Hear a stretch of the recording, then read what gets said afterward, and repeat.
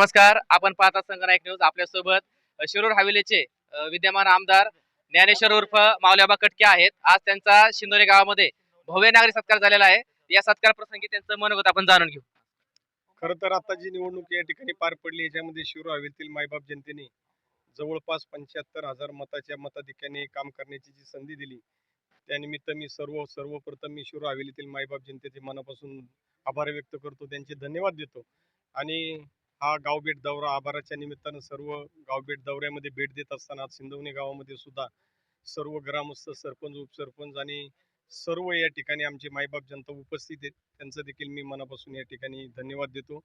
मताधिक्य अधिकचं दिलं त्याबद्दल पुनश्च एकदा सर्व मायबाप जनतेचे आणि सर्व मतदारांचे मनापासून आभार, धन्यवाद.